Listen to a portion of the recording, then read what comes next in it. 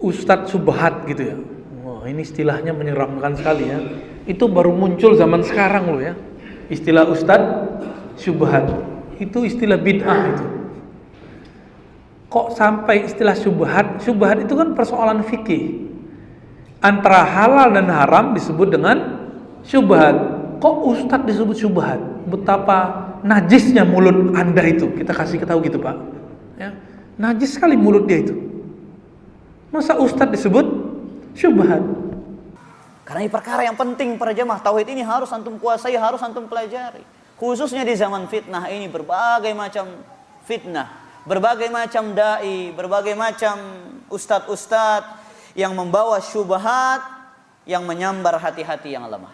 Sekarang banyak casing sama, retorika yang luar biasa, membuat telinga-telinga orang-orang yang sudah lama mengaji pun tersihir dengan retorikanya. Kenapa? Itu akibat minimnya ilmu para jamaah. Karena kurangnya ilmu. Di samping dengan yang namanya syubhat, khattafah menyambar.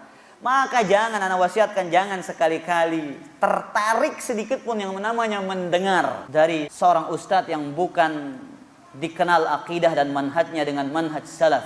Coba para jamaah, mereka mengatakan Ar-Rahmanu 'alal, Allah bersemayam di atas arsy. Kalau kita mengatakan bersemayam di atas arsy, berarti Allah butuh tempat.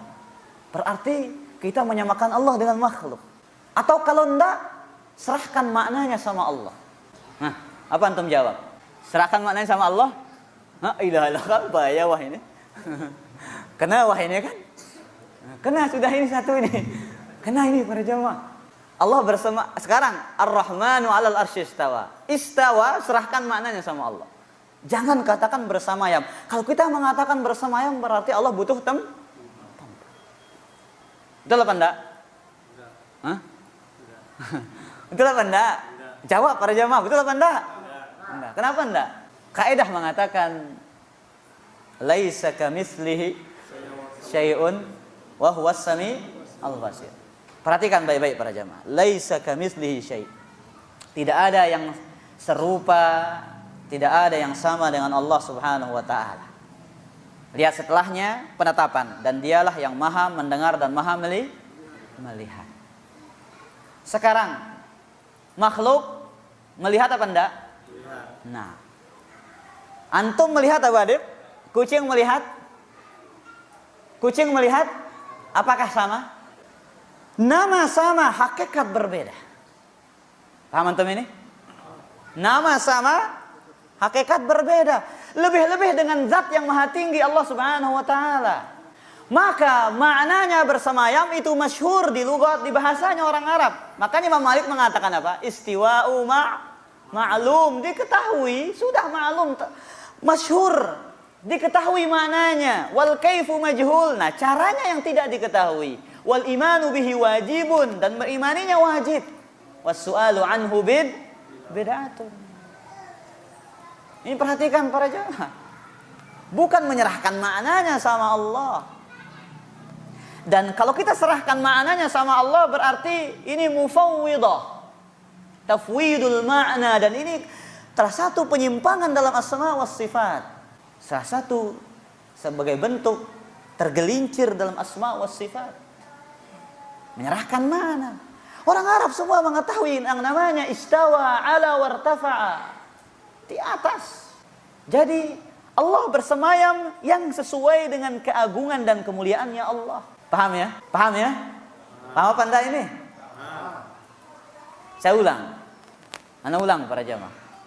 Allah bersemayam bukan berarti kita ingin menyamakan Allah dengan makhluk. Ta'ala Allah, maha tinggi Allah, maha suci Allah. Tapi kita menetapkan apa yang Allah tetapkan dalam Al-Quranul Karim. Sebagaimana kaidah Ahlus Sunnah. Tanpa apa? Tamsil. Tanpa ta'wil. Tanpa ta'til. Tanpa takyif.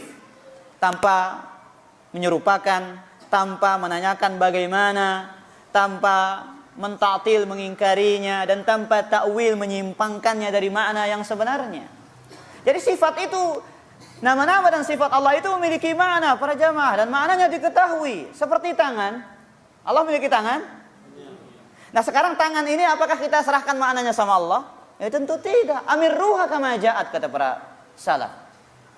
Pahami dia sesuai dengan yang datang.